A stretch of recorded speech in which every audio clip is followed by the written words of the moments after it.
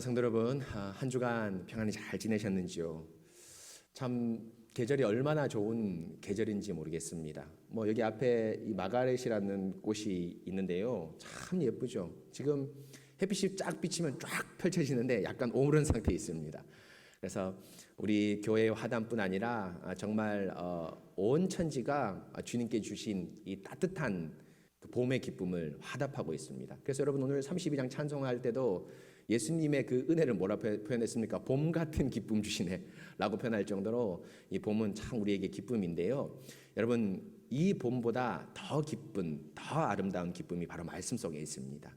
여러분 이 봄의 기쁨과 비교할 수 없는 예수 그리스도의 놀라운 사랑과 은혜를 또 오늘 말씀을 통해서 귀하게 깨달으시는 여러분 되시기 바랍니다.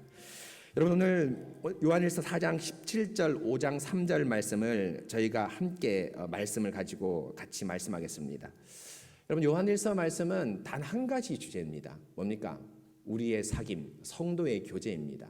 그런데 이 한 가지 주제를 사도 요한이 얼마나 다양하고 얼마나 풍성하고 또 얼마나 여러 근거를 대면서 말씀을 선포하는지 모릅니다. 그래서 요한일서의 말씀을 보면 제가 여러분 말씀드렸다시피 이 나선형 구조라고 해서 한 가지 주제를 향해서 요한 사도가 하나님께서 성령에 주시는 모든 근거나 이유, 유익 등을 들어서 계속 말씀하고 있습니다. 이 말은 무엇입니까? 이만큼 성도의 교제가 아주 중요하다라는 것을 말씀하고 있습니다. 바로 여러분 이 로마 시대, 정말 핍박이 가득한 로마 시대, 어찌 보면 코로나 같은 이 시대보다 더 어려운 시대일 겁니다. 왜입니까? 자기가 기독교인이라고 드러내는 즉시 사형에 처하기 때문에 지금보다 더 어려운 시기인데도 불구하고 사도 요한이 바로 이렇게 교제를 멈추지 말고 교제의 힘을 쓰라고 권면하고 있는데요.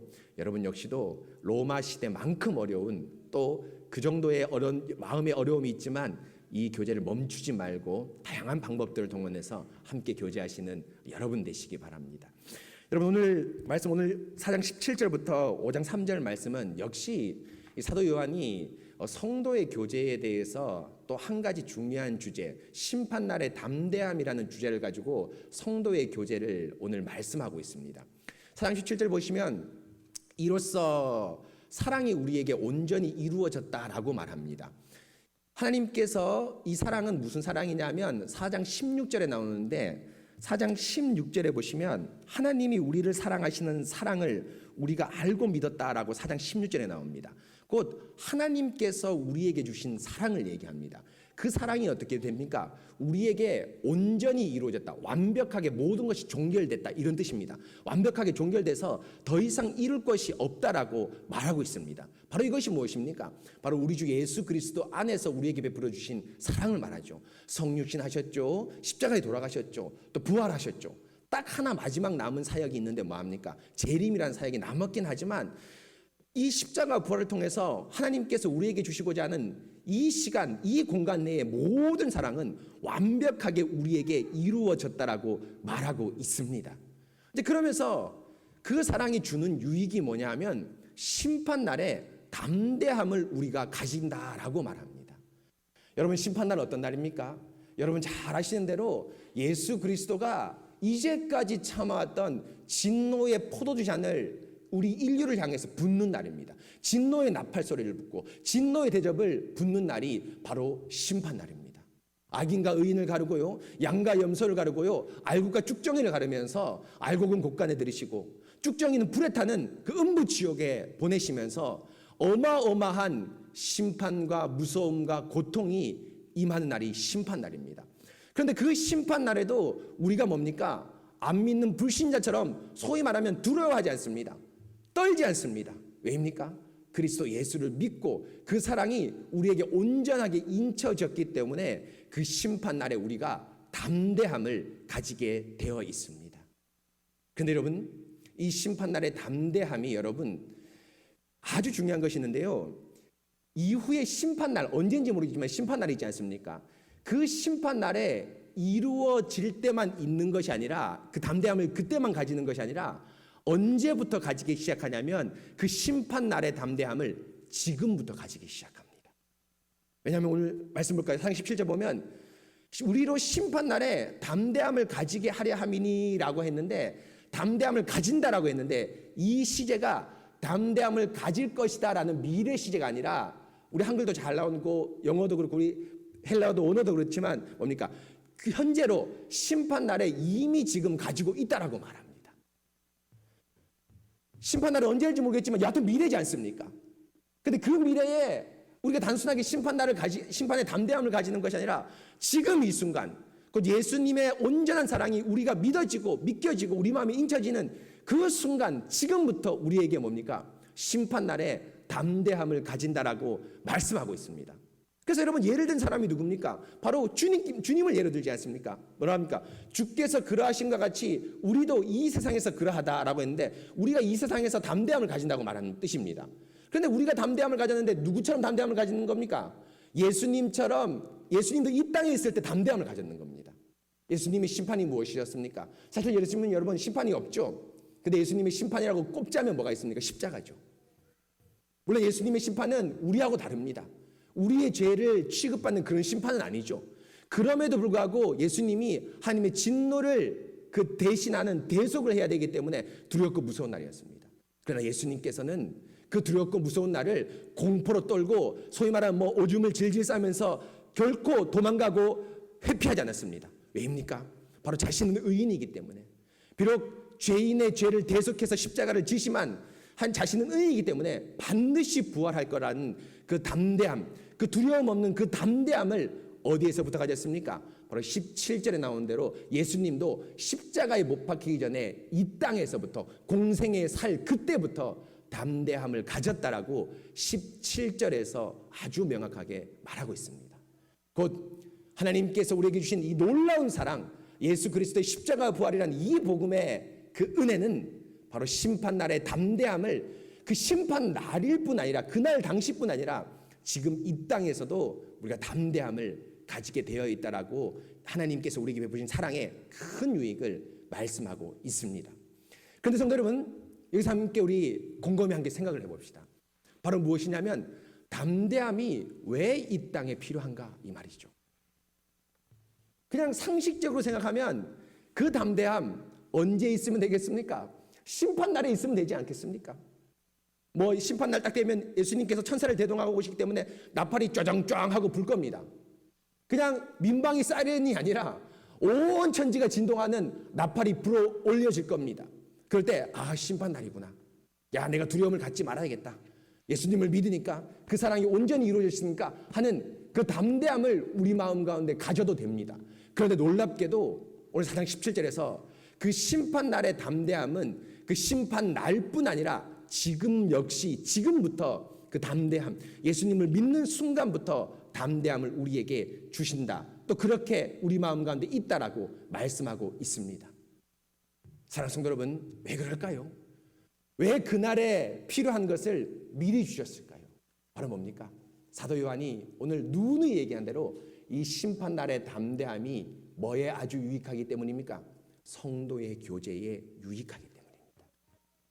단지 심판날 하나님의 진노를 받고 죄에 대한 대가를 치른다 그 정도에서 필요한 것이 아니라 심판날의 담대함이라는 것은 바로 이 땅을 지금 살아가는 성도의 교제에서도 아주 필요한 것이라고 말씀하고 있습니다. 그럼 여러분, 이 심판날의 담대함이 무엇일까요? 우리 4장 18절 같이 볼까요? 4장 18절 보면 심판날을 설명하면서 여러분 이렇게 말하고 있습니다. 4장 18절, 사랑 안에는 두려움이 없고 온전한 사랑이 두려움을 내어 쫓는다라고 되어 있습니다. 그러니까 담대함을 4장 18절에서 조금 자세히 설명합니다. 어떻게 설명합니까? 두려움이 없는 상태, 두려움을 내쫓는 것이 뭡니까? 17절에서 말한 담대함입니다. 그 담대함은 용기 있고 힘 있고 결의에 차고 의기양양한 건데 그 결의 차고 의기양양한 게 뭐냐면 내 마음 가운데 뭐가 없는 겁니까? 두려움이 없는 상태입니다. 근데 여러분, 두려움이 뭘까요? 그 두려움이 뭘까요? 18절에 그대로 나옵니다. 두려움을 내쫓나니 하고 나서 두려움에는 뭐가 있다? 형벌이 있습니다. 형벌이 있습니다. 두려움은 뭡니까?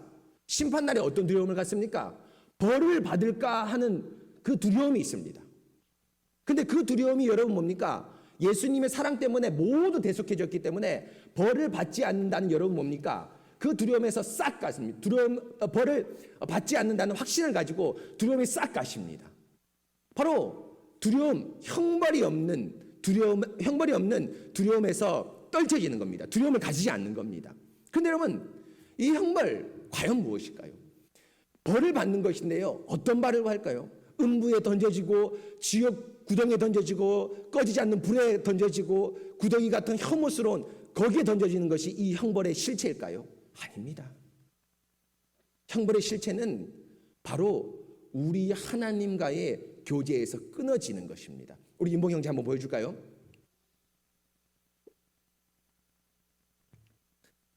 마태복음 25장 46절에 보면 4장 18절에 나오는 두려움에는 형벌이 있음이라 할 때 이 형벌과 똑같은 단어를 마태복음 25장 46절에서 신약 성경에서 유일하게 쓰고 있습니다. 그러니까 벌이라는 단어도 여러분 우리가 많이 표현할 수 있죠. 뭐 채찍이나 뭐 징벌 뭐 여러 가지 표현할 수 있는데 헬라어 이 형벌이라는 단어와 똑같은 단어가 마태복음 25장 46절에 똑같이 쓰이는데 어떻게 쓰냐면 그들은 영벌에 의인은 영생에 들어간다 하는데 뭡니까? 영벌이라는 단어가 4장 18절에 형벌이라는 단어하고 똑같은 단어입니다. 번역은 조금 다르겠지만 헬라어 원어는 똑같은 단어입니다. 그런데 이 영벌이 어떤 벌입니까? 바로 46절에 보시면 영벌과 반대되는 개념이 나오죠. 뭐가 나옵니까? 영생입니다. 영생, 영원히 사는 거죠. 근데 여러분, 영원히 사는 게 뭘까요? 우리가 죽지 않고 사는 거 물론 의미하지만 우리의 영생은 뭡니까? 하나님과 영원히 교제하면서 사는 겁니다. 하나님께 영원히 생명에 접붙여져서 그 하나님으로부터 주고받으면서 그 하나님을 찬송하고 예배드리면서 교제하는 것이 영생입니다. 그럼 영벌은 무엇일까요? 다름 아니라 그 하나님과의 교제에서 떨어지는 것을 말씀하고 있습니다. 그 교제에서 떨어지는 것을 여러분 사실 우리에게 잘 다가오지 않으니까 감각적으로 표현한 게 뭡니까? 불에 타는 유황못에 던진다. 구더기가 득실득실거리는 그곳에 던져진다. 이런 걸로 감각적으로 표현한 겁니다. 실제로 여러분 불에 타는 유황에 던져진다는 표현이 있지만 학자들 가운데 논란이 있습니다. 어떤 논란이? 이게 진짜가 문학적 비유일까? 진짜로 우리가 사람들이 안 믿는 사람이 지옥불에 불이 활 탄에 던져질까? 아니면 그 하나님과의 교제의 단절함을 극렬하게 감각적으로 확실하게 체감하게 다가오기 위해서 그런 표현을 했을까? 학자들 사이에 논쟁이 있습니다. 맞는지 안 맞는지는 성경에 정확하게 이것이 맞다라고 표현되지 않습니다. 그런데 한 가지 확실한 건 영벌은 뭡니까? 우리 하나님과의 교제에서 뭡니까? 떨어지는 겁니다. 교제에서 떨어지는 겁니다. 그렇기 때문에 여러분, 예수님께서 요한복음에 말씀하셨죠. 예수님을 믿는 자는 이미 영생을 얻었고 예수님을 믿지 않는 자는 이미 뭡니까? 형벌에 처해졌다고 얘기합니다. 곧 믿지 않는 사람 지금 형벌에 처해졌습니다. 음부입니까? 구덕입니까? 불입니까? 아니죠. 지금 불신자들. 근데 예수님께서 영벌에 처해졌다고 얘기합니다. 왜입니까? 저들이 물질의 고통에 육체적 고통을 얘기하는 것이 아니라 저들에게 뭐가 없습니까? 하나님이 없습니다. 하나님이 없습니다. 주식이 떨어지면 자살하고요. 집값이 내리면 여러분 뭡니까? 여러 가지 이상한 생각을 하고요. 집값이 오르고 주식이 오르면 마치 천국으로 오는 것처럼 생각합니다. 한 치 앞을 못 봅니다. 바로 매일매일 자기 스스로의 능력과 결정에서 천국과 지옥을 맛보는 게 불신자들의 세계입니다. 그런데 우리는 그렇지 않죠. 우리는 천국이라는 게 뭐냐? 바로 영생이라는 게 뭐냐? 하나님과의 교제입니다. 그 영원한 교제를 주일날 확인하고 또 여러분의 삶에선 기도로서 확인하고 있습니다. 바로 이것이죠. 바로 여러분, 우리가 담대함을 가진다 라는 것이 뭐냐 하면 하나님과의 교제에서 떨어지지 않는다. 심판날에 저 사람들은 교제에서 떨어질 텐데 우리는 교제에서 떨어지지 않을 것이라는 확신을 가지게 되는 것이 바로 우리 심판날에 가지게 되는 담대함입니다. 그런데 그 담대함이 왜 지금 필요합니까? 왜입니까? 바로 그 교제가, 하나님의 교제가 지금 이 땅에서도 이루어질 뿐 아니라 하나님과의 교제가 이루어질 뿐 아니라 또 이 땅에서 누구한테 교제도 필요합니까? 성도들하고 교제하는데도 우리가 담대함을 가지게 되어 있습니다. 무슨 말입니까? 우리가 예수님을 믿게 되면 즉시로 하나님과 교제하고 또 누구하고 교제하게 됩니까? 성도들하고 교제하게 되어 있습니다. 그런데 그 교제를 할 때 하나님께서 우리에게 복음을 인쳐 주셨기 때문에 하나님께서 내 기도를 받지 않으실 거야. 하나님께서 내 교제를 받지 않으실 거야. 이런 두려움이 없습니다. 우리가 좀 어떻게 표현할까요? 뻔뻔하지만 매주 기도에 나오고 매주 예배에 나와서 하나님께 간절히 기대하고 참여하면서 그 교제에 대한 담대함을 가지고 있습니다. 맞지 않습니까? 여러분, 우리가 객관적으로 놓고 볼 때 우리 일주일간의 삶을 볼 때 얼마나 우리가 하나님 말씀을 따르지 않았습니까? 그런데 우리가 담대함으로 이 자리에 나왔습니다. 왜 나왔습니까? 하나님께서 우리의 교제를 받아주실 것이라는 확신과 담대함을 가지고 예수 그리스도 안에 지금 나왔죠. 그것과 똑같이 성도의 교제에서도 담대함이 있습니다. 어떤 담대함입니까? 저 성도가 나의 교제를 받아주지 않을까? 저 성도가 나를 어떻게 생각할까? 내가 교제하는데 조금 주섬손된다. 그런 것에서 내 스스로가 담대함을 가지게 되어 있습니다. 바로 이것이 성도들이 가지게 되는 이 땅에서의 담대함, 심판날의 담대함을 이 땅의 성도의 교제의 담대함에서 요구하는 것입니다. 바로 이것이죠. 바로 교제를 가로막는 모든 두려움에서 우리의 두려움을 내려놓고 담대히 하나님과 교제하고 그 형제 자매를 향해서 교제하자고 말하자고 행동합니다. 사랑하는 성도 여러분, 우리는 하나님의 온전한 사랑으로 하나님의 교제, 성도의 교제라는 울타리 안에 들어왔습니다. 그리고 그 울타리 안에 들어와서 우리는 결코 주섬주섬 하는 일 없이 담대히 그 울타리 안에 있는 하나님과 그리고 성도들과 담대히 교제합니다. 어떤 방해 혹은 심리적인 위축감, 다른 사람들이 나를 어떻게 생각할까, 혹은 나의 시간과 재정을 이 사람과 교제하면 손해보지 않을까라는 수많은 교제를 방해하는 요인들이 생길 수도 있습니다. 그러나 그 요인들 앞에서 우리는 주의 복음 때문에 담대함을 가지고 그 성도 앞에 나가서 교제하자라고 말하고 있습니다. 바로 이것이 담대함이 심판 날에도 필요하지만 어디에도 필요합니까? 바로 이 땅 지금 이 순간에도 필요한 이유입니다. 사랑하는 성도 여러분, 교제에는 담대함이 있습니다. 여러분 그렇지 않습니까? 저 성도 참 마음에 든다, 이럴 때 있습니다. 어떻게 마음에 듭니까? 정말 믿음이 신실해서 애틋하게 보이고 챙겨주고 싶은 마음이 생깁니다. 여러분 그렇죠? 이것은 우리 마음 가운데 너무너무 자연스럽게 생기는 겁니다. 그럴 때 여러분, 우리 마음에 그것을 주섬주섬하는 우리 마음에 또 생깁니다. 야, 내가 저 성도한테 말을 걸면 나를 너무 가볍게 생각하지 않을까? 나를 또 우습게 생각하지 않을까? 내가 채통이씨 이렇게 좀 있다가 성도가 나를 말을 걸면 내가 말을 해야 되겠다.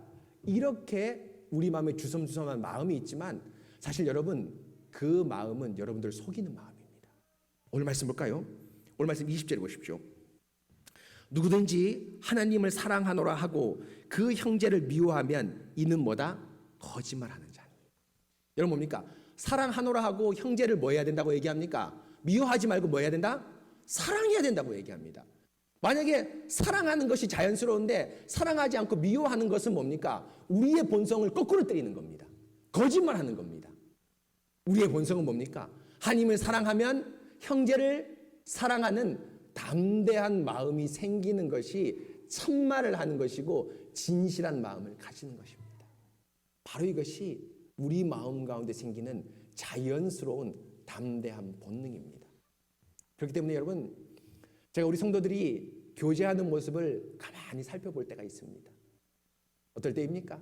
바로 여러분, 이 코로나라는 상황 때문에 얼마나 쉽지 않습니까? 4인 이하로 모여야 됩니다. 4인 이하로. 그리고 여러분 뭡니까? 밥 먹을 때 외에는 마스크를 내려서는 사실 안 되죠. 그런데 어떻게든 그 성도들을 챙기기 위해서 알뜰살뜰 챙기고 또 교제하는 모습을 제가 종종 목격하게 됩니다. 그럴 때 여러분, 저 성도 참 귀하다. 챙겨주는 성도, 또 챙김을 받는 성도 역시 귀하죠. 그런데 여러분, 그 귀한 마음을 사실 여러분 어디에게서 나온 겁니까? 사실 우리에게서 나오는 것이 아니라 온전한 사랑이 예수 그리스도의 십자가의 보혈이 우리 마음 가운데 교제의 담대함을 주신 겁니다. 여러분 가만히 생각해 보십시오. 가만히 생각해 보십시오. 내가 나 말고 남을 사랑한다. 이거 있을 수 없는 일입니다. 내 입에 들어가는 거 바쁘지. 여러분 뭡니까? 내가 먹고 썩히더라도 남을 잘 주지 않습니다. 여러분 맞지 않습니까? 가장 대표적으로 아이들 보십시오. 저도 아이를 키우고 여러분들 거의 다 아이를 다 키우신 성도인데 아이가 여러분 뭡니까? 자기 입에 들어가고 여러분 뭡니까? 한쪽에 자기가 안 먹더라도 버리는 한이 있더라도 줍니까? 안 줍니까? 안 줍니다. 자기가 다 못 먹고 한 입 먹고 뱉어도 여러분 남 안 줍니다. 이게 사람입니다. 이게 우리의 본성입니다. 그런데 여러분 어떻게 됩니까? 이 본성이 예수 그리스도로 말미암아 죄악된 본성이 참 본성으로 바뀌어서 어떻게 됩니까? 여러분 안에 남을 먼저 교제하고 싶은 담대한 마음이 생기는 겁니다. 바로 교제에 떨어질까? 저 사람이 나를 어떻게 생각할까? 저 사람이 나를 욕하고 나를 너무 가볍게 생각할까? 그런 두려움이 앞서지만 그 두려움을 격파하고 그 두려움을 뛰어넘어서 교제할 수 있게 하는 담대함이 우리 마음 가운데 온전한 사랑으로 말미암아 생기게 됩니다. 바로 이것 때문에 그 담대함이 심판 날뿐 아니라 지금 이 순간에도 필요하게 되어 있습니다. 사랑하는 성도 여러분, 교제하십시오. 교제하시기 바랍니다. 여러분, 우리 좌우의 형제자매를 한번 둘러봅시다. 우리 남편도 한번 둘러보고요. 아내도 둘러보고 한번 둘러봅시다. 여러분, 이 눈빛 마주치는 것 얼마나 좋은 일입니까? 우리 김무성 전도사님 저를 눈빛 한번 보십시오. 예, 우리 김무성 전도사님 지난주 금요일 날 처음 설교를 했거든요. 예, 우리 교회에서 뭐 이전엔 처음 설교를 했는데 김무성 설교를 참 잘했습니다. 제가 SFC 간사를 데리고 있었는데 우리 김선사를 먼저 시킨 게 저하고 한 말씀 교제를 한 3년 이상 같이 나눴거든요. 매주 저하고 같이 공부를 했는데 그때는 좀 약간 어설펐습니다. 이게 참 이게 신학교 간다는데 잘할까? 우리 교회 아니라서 다행이다. 나라면 추천 안 했을 텐데 뭐 그런 이상한 생각도 많이 했습니다. 그런데 여하튼 갔습니다. 그런데 제가 그 설교안을 처음 받아들였는데 김선사 설교 잘했더라고요. 그러면서 여러분 뭡니까? 제 마음 드는 생각이 뭡니까? 응수전도사하고 우리 심전도사도 마찬가지지만 사랑하게 됐고 이제 교제를 해야 되겠다. 이제 본격적인 교제를 해야 되겠다라는 그런 간절한 마음이 들었습니다. 책도 빌려줄 거고요. 또 여러 가지 권면도 할 겁니다. 여하튼 여러분 이렇게 성도의 아름다운 교제는 믿는 사람이라면 누구든지 생기고 주섬주섬 하는 마음이 아니라 담대한 마음이 우리의 본능입니다. 그런데 여러분 이 담대함에 또 하나의 놀라운 특질이 있습니다. 특징이 있습니다. 어떤 것일까요? 오늘 말씀 같이 보겠습니다. 오늘 말씀 요한일서 4장 19절 말씀을 보십시오. 요한일서 5장 1절 말씀을 보십시오. 5장 1절 말씀 보시면 예수께서 그리스도이심을 믿는 자마다 여러분 뭡니까? 그냥 넘기시면 안 됩니다. 우리 요한일서 말씀을 들었다면 이거 알아야 되겠죠. 뭡니까? 예수께서 육체로 오심을 믿는 자마다 요겁니다. 그러니까 성육신을 믿는 거죠. 성육신 참된 진리로 거짓 복음, 짝퉁 복음이 아니라 진짜 복음으로 예수님을 그리스도 성육신이심을 믿는 자마다 하나님께로부터 태어난 자다. 곧 믿는 자, 거듭난 자가 됐죠. 이 거듭난 자의 특질이 그다음 나옵니다. 또한 낳으신 이 하나님이죠. 혹은 예수님이죠. 낳으신 이를 뭐한다? 사랑한다. 우리가 예수님 하나님 때문에 거듭났습니다. 예수님 때문에 믿게 됐습니다. 그럼 뭡니까? 낳으신 이 예수님 하나님 성령님을 어떻게 합니까? 사랑합니다. 그리고 또 하나의 특징이 있습니다. 하나님을 사랑할 뿐 아니라 그에게서 난 또 다른 자를 뭐한다? 사랑한다라고 되어 있습니다. 곧 사랑이라는 것은 제가 좀 전에 말씀드린 것처럼 본능입니다. 여러분 뭐라고 설명되어 있지 않습니다. 이게 성경에 왜 하나님을 사랑하고 우리를 사랑하는 것이 이렇게 긴밀하게 연결되어 있고 하나님을 사랑하고 이웃 사랑하는 게 긴밀하게 연결되어 있는지 설명이 되지 않습니다. 그냥 본능입니다. 그래서 여러분 잘 아시는 대로 아담이 하와를 보고 뭐라 합니까? 하나님이 말하지도 않았는데 내 살 중에 살이요 뼈 중에 뿔이라고 하면서 하나님께로부터 하와가 태어났는데 하와도 사랑하게 됩니다. 또 여러분 바울이 빌립보 교인을 향해서 뭐라고 얘기하십니까? 내가 예수 그리스도의 심장으로 너희 무리를 얼마나 사모하는지 하나님이 내 증인이시라. 곧 빌립보 교인들을 뭐합니까? 심장으로 자신의 심장으로 사랑한다고 얘기했습니다. 본능입니다. 설명되지 않습니다. 우리 안에 여러분 배고프면 물을 먹고 밥을 먹듯이 하나님을 사랑하면 성도를 사랑하는 것이 본능입니다. 바로 뭡니까? 사실 하나님이 주신 이 본능을 하나님이 그 본능을 심어 놓으셨는 건데요. 여러분, 근데 그 본능이 무엇인가? 우리 4장 19절에 아주 좀 더 자세히 설명합니다. 19절 보십시다. 우리가 사랑함은 그가 먼저 우리를 사랑하셨습니다 라고 되어 있죠. 이 구절이 아주 중요한데요. 여러분, 우리가 본능이라고 말할 때 이 본능은 사실 우리 안에 없었던 본능인데, 죄악된 본능에서 없었던 본능인데 이 본능이 생겼습니다. 그런데 어떻게 생겼습니까? 바로 하나님의 본능을 우리에게 넣어주신 겁니다.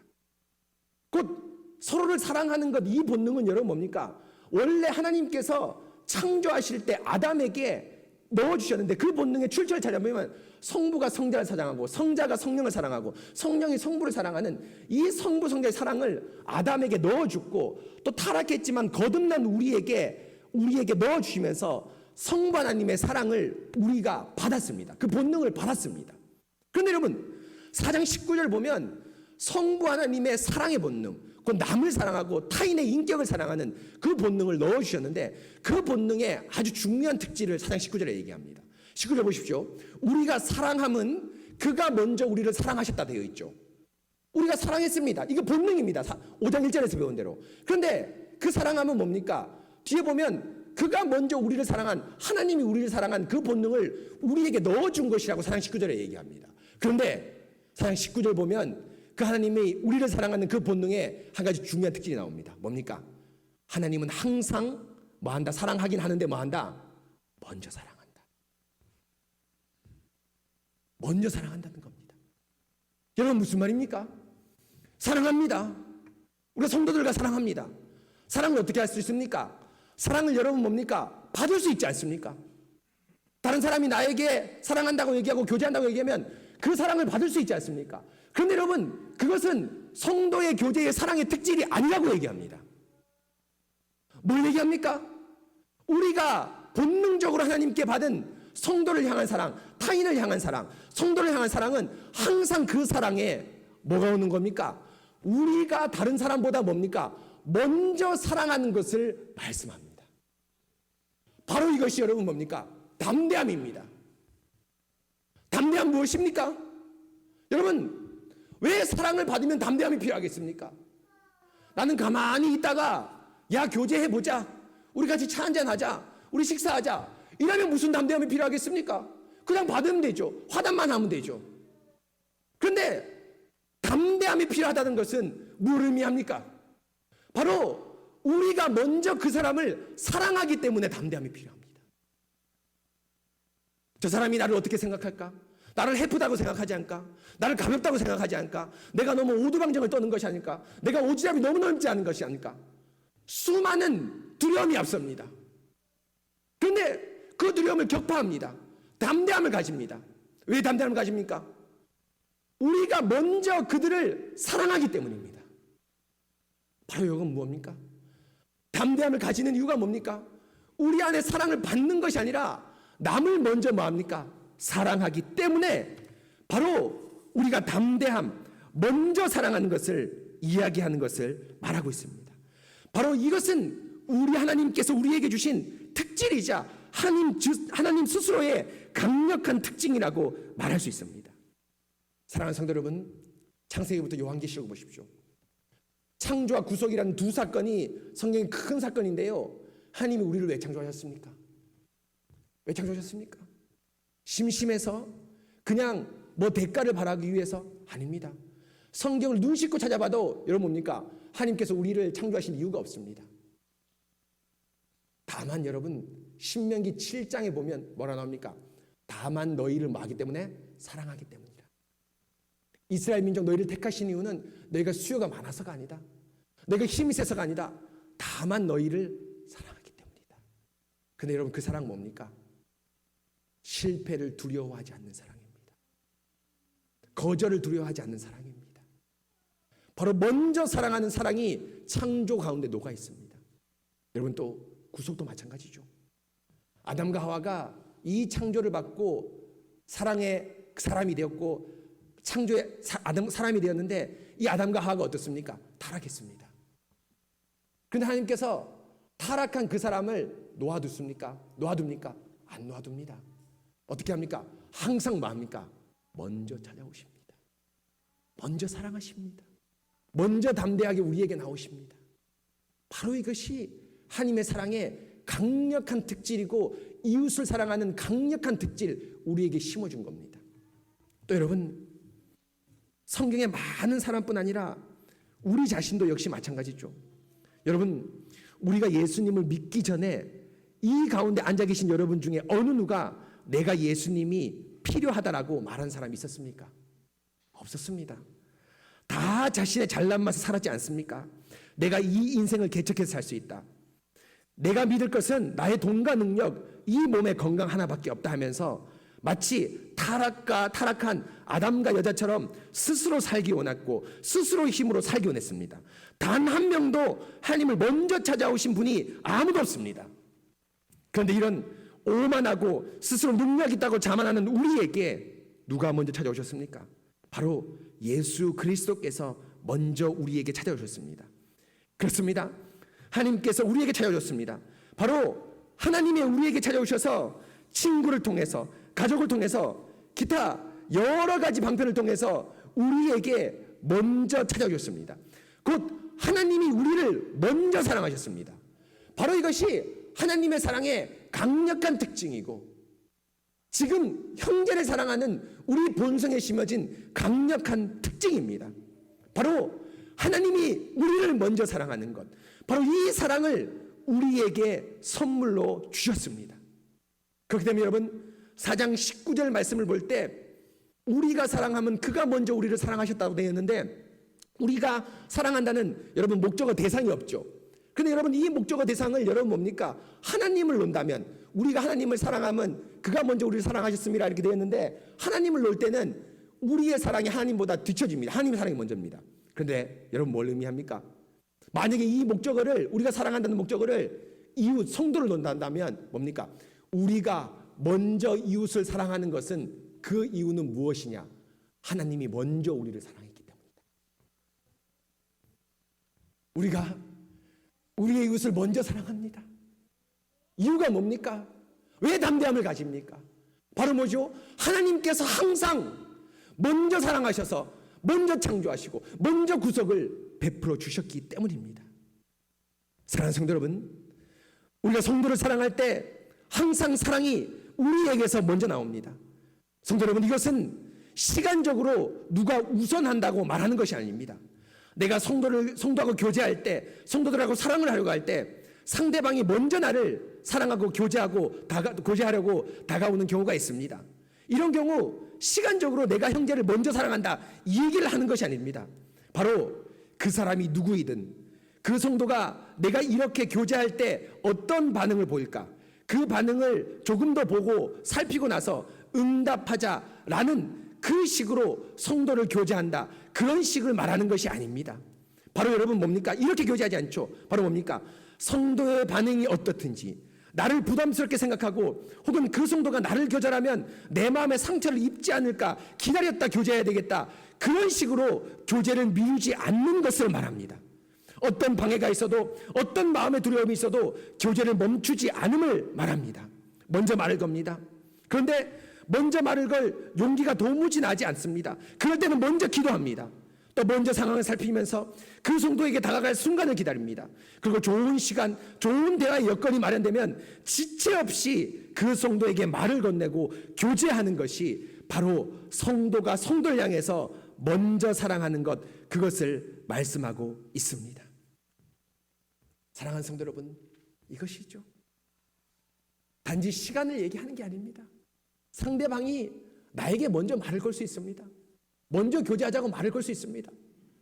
시간을 얘기하는 것이 아니라 내 마음 가운데 저 성도의 상황을 고려하지 않고 저 성도가 어떻다 이런 것들, 나를 싫어하면 어떨까 이런 마음을 고려하지 않고 뭡니까? 항상 여러분 먼저 마음이 가고 먼저 그 기도가 가고 먼저 손길이 가고 먼저 여러분 손길이 가는 것이 진짜 사랑이고 그것이 여러분 담대함, 두려움이 없는 그런 사랑을 말하는 겁니다. 여러분 성경의 예를 들어볼까요? 가장 아름다운 교제를 한 사람이 누굽니까? 신구약 성경을 통해서 저는 이 사람이 가장 교제를 잘했다고 생각하는데 누구냐? 요나단과 다윗입니다. 여러분 잘 알죠? 우리 옛날에 우리 어르신들, 우리 청년들, 저보다 나이 많은 사람 알겠는데 다윗과 요나단이라는 가스펠 그룹도 있었습니다. 우정을 얘기하죠. 근데 여러분, 그 우정은 세상에서 말하는 형제의 브로맨스 같은 그런 우정을 얘기하는 게 아닙니다. 뭘입니까? 성도의 교제입니다. 그런데 여러분, 그 성도의 교제 누가 제일 먼저 시작합니까? 요나단이 먼저 시작합니다. 다윗이 골리앗을 쳐보시고 나서 단숨에 사울의 눈안에 들어왔습니다. 뛰어난 장수구나. 눈안에 들어왔습니다. 그래서 사울이 불러서 자기의 병기 맡은 자로 삼습니다. 그리고 난 다음에 다윗이 집으로 가거나 거처를 가지 않습니다. 왜입니까? 사무엘상 18장에 보시면 누가 부릅니까? 요나단이 부릅니다. 다윗아라고 부릅니다. 그러나서 어떻게 하냐 하십니까?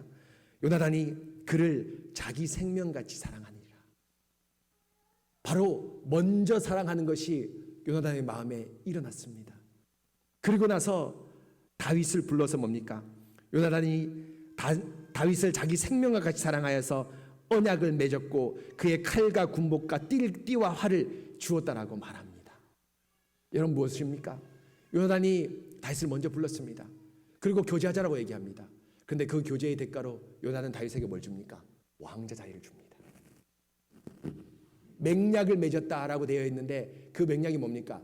자신의 왕자를 양보하는, 제 권력의 2인자를 양보하는 그 자리를 요나단이 양보를 했습니다. 뭡니까? 손해를 두려워하지 않았습니다. 자신의 있는 것을 아끼지 않았습니다. 내가 이 진실한 사람과 교제할 것이라면, 이스라엘 백성 가운데 나 이상으로 믿음에 뛰어난 이 다윗과 교제할 것이라면, 여러분 뭡니까? 이 요나단이 교제를 먼저 시작하게 됐습니다.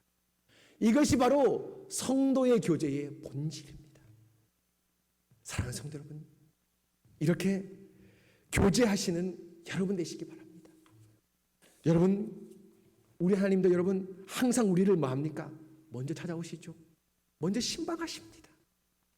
먼저 신방하시면서 우리가 하나님을 어떻게 대할까? 그것을 전혀 개의치 않습니다.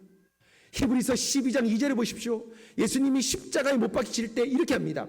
십자가에서 참으로 부끄러움을 개의치 아니하였다고 되어 있습니다.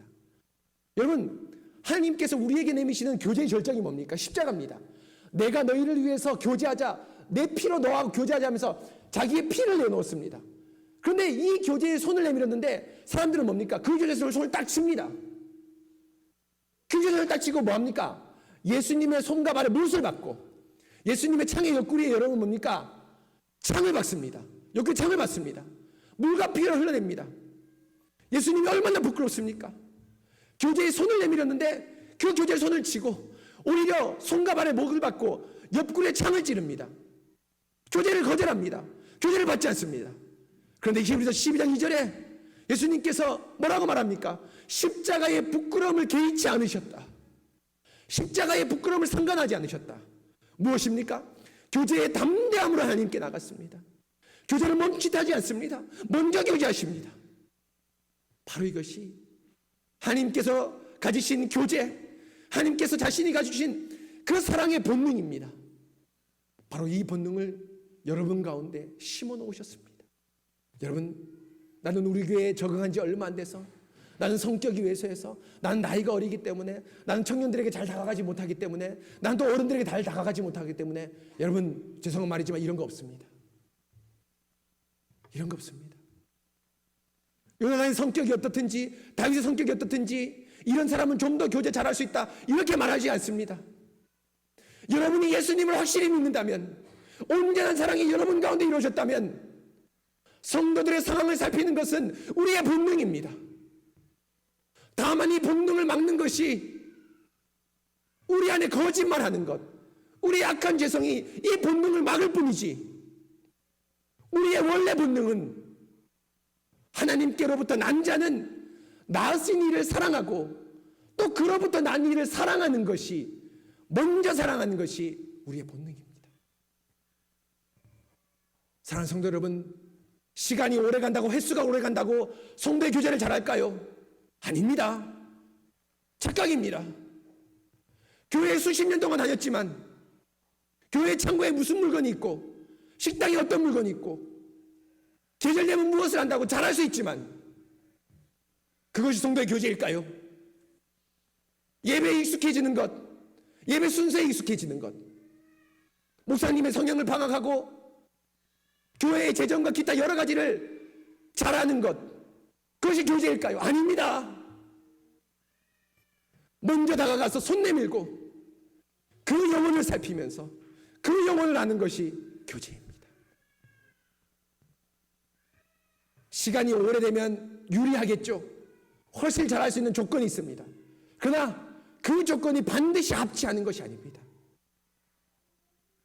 사랑하는 성도 여러분, 교제의 본능을 하나님께서 심어주셨습니다. 그런데 반응으로서 교제가 아닙니다. 어떤 교제입니까? 먼저 담대하게 하는 교제입니다. 그 교제를 어떻게 하십니까? 멈추지 말고 그 교제의 본능을 주실 때 지금 당장 실행하십시오. 먼저 나가십시오. 먼저 손잡으십시오. 함께 웃어주십시오. 바로 이것이 샬롬입니다. 여러분, 갈라디아서 보면 여러분 뭡니까? 교제의 악수를 하였다 이렇게 되어 있습니다. 바울과 베드로가 교제의 악수를 하였다 이렇게 되어 있습니다. 자기는 이방인에 가고 베드로는 여러분 뭡니까? 유대인에 갔다 교제의 악수를 되겠습니다. 이 교제의 악수를 여러분 뭡니까? 교회의 전통에서 받아들여서 사실은 여러분 예배 드리기 전에 여러분 뭡니까? 우리 성도들이 30분 일찍 와서 먼저 서로 안부를 나누는 겁니다. 안부를 나눕니다. 여러분, 우리가 이곳에 모여서 예배드리는 이유가 뭡니까? 만약에 개인적으로 하면 여러분 인터넷으로 얼마든지 예배드릴 수 있지 않습니까? 소위 말하면 이 말씀만 듣는다면은 우리가 개인적으로 하나님께 나가는 것이 아닙니다. 어떻게 나갑니까? 한 몸으로 나갑니다. 하나로 나갑니다. 그렇기 때문에 교회 전통에서 교제의 약수가 이미 초대교회 때부터 있었습니다. 예배드리기 전에 미리 일찍 와서 여러분 뭡니까? 교제의 장을 서로 나누고 단지 내 기도 제목, 내 말씀만 듣는 것이 아니라 저 성도를 위해서 함께 이 자리에 중보하는 겁니다. 바로 그 교제의 장을 마련하기 위해서 여러분 예배당 앞에 넓은 교제의 공간이 있습니다. 우리 집은 뭡니까? 뜨락 같은 커피숍이 있습니다. 지금은 차를 마시지 못하겠지만 차를 한 잔 마시면서 어떻게 살았어? 어떻게 일주일 지냈어? 그런 상황인데 어떻게 힘들었어 하면서 서로 나누면서 그 성도의 기도 제목을 가지고 이 예배에 함께 나옵니다. 나를 위해서 기도할 뿐 아니라 저 성도를 위해서 함께 기도합니다.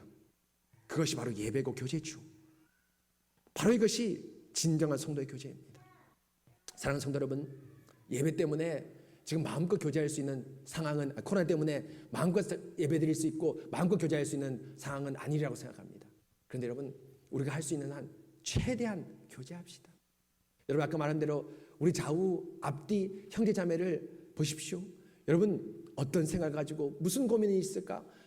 저번 주에는 얼굴이 환했는데 오늘은 왜 얼굴이 어둡지? 이런 것들을 살피고 기도하면서 함께 교제하십시오. 즐거운 교제 자리가 바로 우리 새순교의 풍성이 넘쳐나기 바랍니다. 우리 새순교의 모든 기도회가 풍성하고 은혜스럽지만 제가 참 좋아하는 기도회 가운데 한 가지가 화요 기도회입니다. 여러분 새벽 기도회나 금요 기도회는 저녁과 새벽에 하기 때문에 분위기 자체가 차분합니다. 하나님께 잔잔한 마음으로 잔잔히 나가죠. 화요 기도회 화요일 10시 반에 하는데 얼마나 분위기가 여러분 빛이 쫙 들어오면서 여러분 봄빛이 느껴지죠. 기도회가 마치고 나서 안부를 묻고 교제하고 때로는 여러분 뭡니까? 서로 담소를 나누면서 교제하는 것 얼마나 아름다운 장면인지 모릅니다. 여러분 이런 아름다운 교제가 우리 새순교에 풍성히 넘쳐나길 바랍니다. 바로 이것이 따뜻한 교회 아닙니까? 따뜻한 게 뭘 따뜻합니까? 내가 사랑을 받으면 따뜻합니까? 아닙니다. 담대히 나가야 되고 먼저 나가야 됩니다. 그럴 때 따뜻한 교회가 될 수 있습니다. 여러분 먼저 나가시는 여러분 되시기 바랍니다. 담대히 나가시는 여러분 되시기 바랍니다. 그 사람의 상황 이것들은 두 번째 둘째시고요.